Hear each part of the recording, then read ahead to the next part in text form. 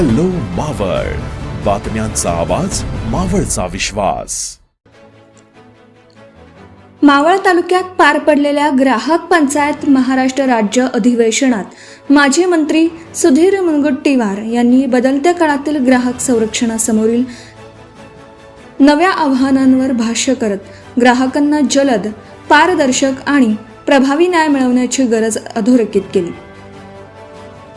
Online फसवणूक, e-commerce व्यवहार, आरोग्य सेवा, बँकिंग, विमा तसेच वित्तीय सेवांमधील वाढत्या तक्रारींच्या पार्श्वभूमीवर प्रभावी कायदेशीर उपाययोजना आणि सक्षम तक्रार निवारण यंत्रणा उभारण्याची आवश्यकता असल्याचं त्यांनी सांगितलं.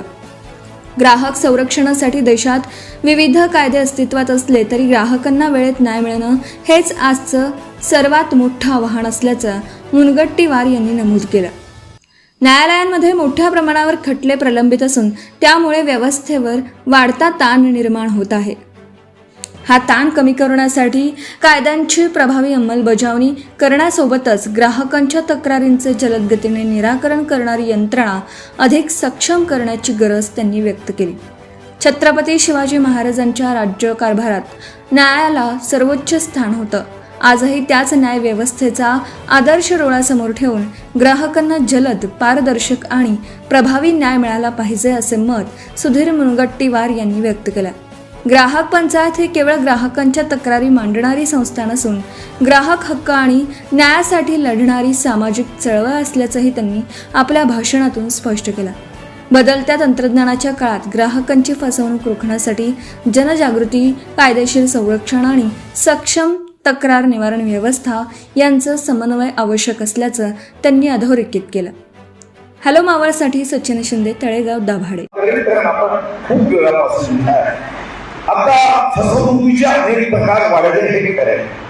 मग अन्न स्वच्छ आहे, आरोग्य आहे, पिण्याचं पाणी आहे, त्यामध्ये असणारे भेसळ आहे, ई-कॉमर्स आहे, ऑनलाईन फसवणूक आहे आणि फसव्या जाहिराती आहे. खूप खूप प्रकारची फसवणूक वाढली. पण जेव्हा फसवणूक वाढत आहे तेव्हा कायद्याच्या औषधीचा डोस वाढवण्याच्या ऐवजी तो कमी केल्या जाण्याचाही प्रकार घडतो आहे. आणि म्हणून या अधिवेशनात आम्हाला सर्वांना पहिली गोष्ट काही करायची असेल तर आम्हाला हे कायदे खरोखर परिपूर्ण आहे का, या कायद्याच्या माध्यमातून खरंच आम्ही त्या ग्राहक राजाला मदत करू शकतो का, यावर मात्र तुम्हाला मंथन, चिंतन, चर्चा, संवाद करावी लागेल. मी तुमच्या माहिती करता मुद्दाम काही आकडे म्हणजे तुमच्या लक्षात येईल की आम्ही आज हा आमचा जो कायदा आहे तो कायदा महाराष्ट्राच्या छत्रपती शिवाजी महाराजांचा महाराष्ट्र, जिथं छत्रपती शिवाजी महाराज कायद्याच्या संदर्भामध्ये न्याय्य यापासून कोणी वंचित राहू नये हा भाव ठेवायचे. तुम्ही विचार करा. मी ग्राहक पंचायतीला विनंती करेन की यामध्ये आपल्याला काय काय बदल करता येईल याबद्दल आपल्याला विचार केला पाहिजे.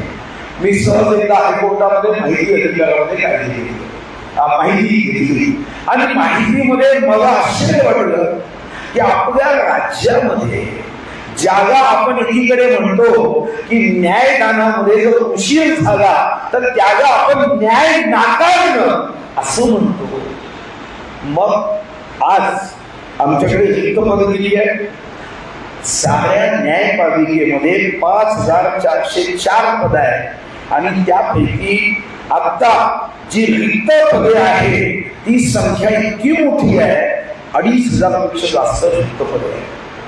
आमच्याकडे हायकोर्टाचे जज मंजूर पदे 94 आणि 35% रिक्त आहे.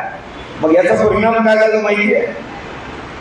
आता आपल्या महाराष्ट्राच्या साऱ्या हायकोर्टांमध्ये 5,09,857 केसेस हायकोर्टामध्ये प्रलंबित आहेत. आता मी खालच्या कोर्टात माननीय न्यायमूर्ती महोदय काय खालच्या कोर्टात आपल्या महाराष्ट्रात खालच्या कोर्टात म्हणजे ज्याच्यामध्ये जिल्हा न्यायालय आल्यानंतर सर्व न्यायालय आले 56,91,150 केसेस प्रलंबित आहे. साऱ्या जगामध्ये आपण याचा वापर करतोय. मग ग्राहक संरक्षण कायद्यामध्ये याचा वापर करताना नाही, कारण मी पुढचे आकडे ही आपल्या कायद्याचे देतो की जे मी लेखी मुद्दाम सरकारकडून माहिती अधिकारामध्ये हे आणले. आणि मग मला कधी कधी वाटतं की अर्धा लिटर हंड्यामध्ये 5 लिटर दूध टाकायचा प्रयत्न केला तर ते दूध सांडेल, तसा हा कायदा सुद्धा सांडल्याशिवाय राहणार नाही.